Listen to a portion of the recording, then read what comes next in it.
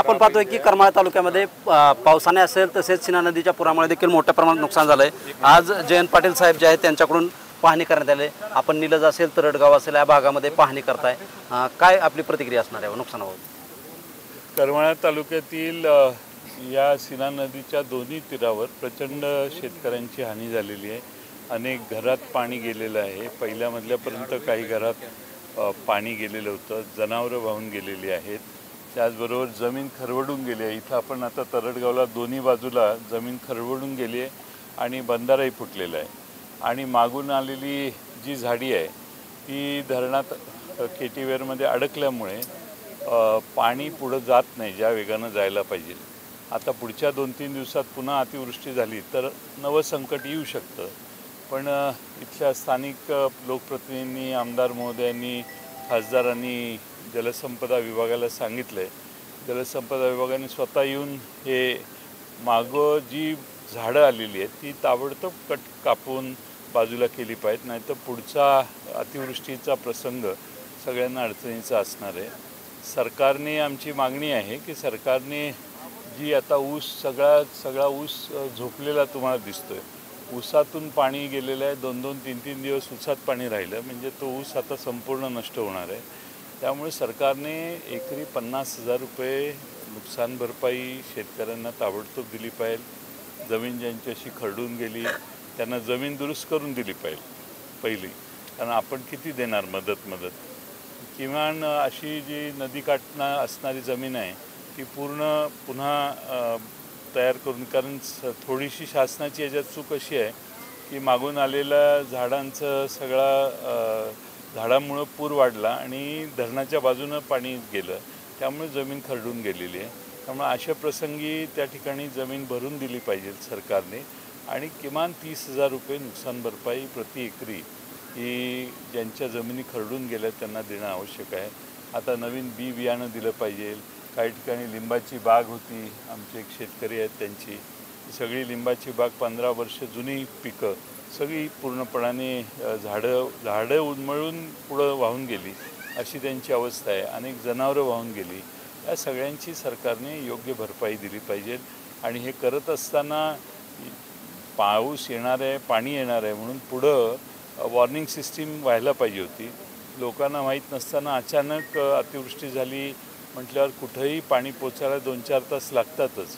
तेवढी संधी होती पण तेवढाही लोकांना संधी मिळाली नाही बाहेर पडायला।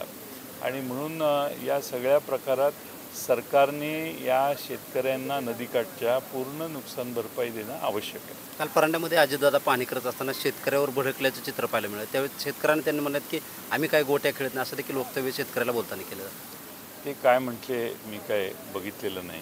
हे तुम्ही जे पर्टिक्युलर विधान आहे ते मी काय बघितलेलं नाही।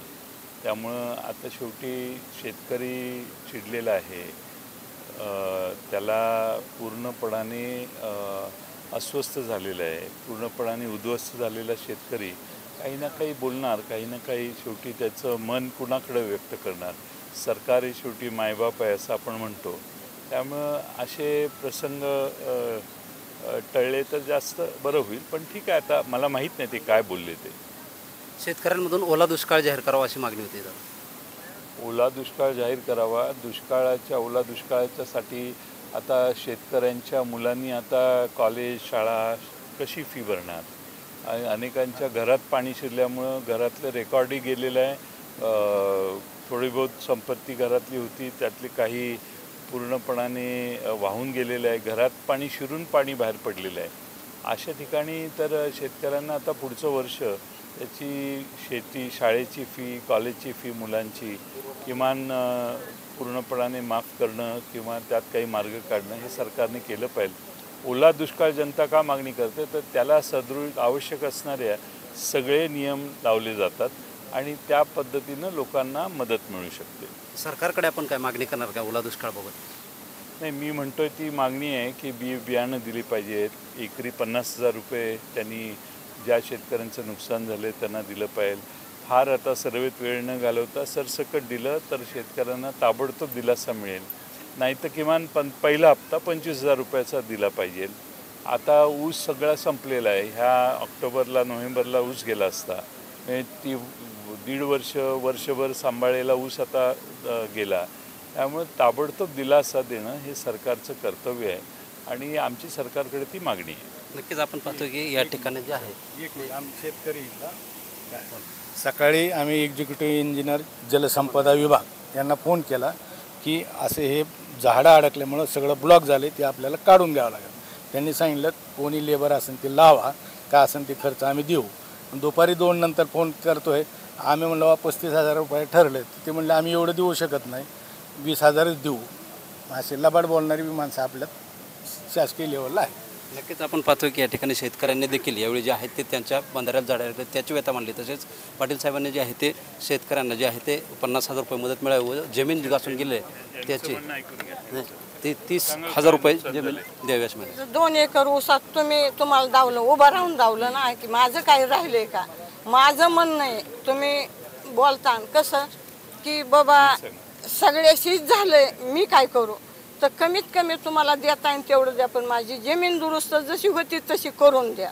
आणि भिंत जिथनं तुटलंय तिथपर्यंत भिंत घालून द्या. हिथं कशी बांधली अशी भिंत करून द्या. दुसरं काही म्हणणं नाही. तुम्हाला होता होईल तेवढं तुम्ही देणगी द्या किंवा नका देऊ, पण माझं रान व्यवस्थित करून द्या.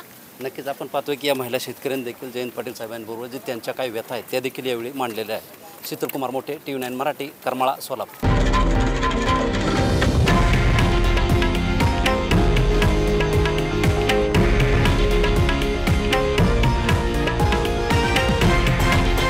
हे आहे देशातील नंबर 1 न्यूज नेटवर्क आणि आपण पाहत आहात TV9 मराठी, एकमेव.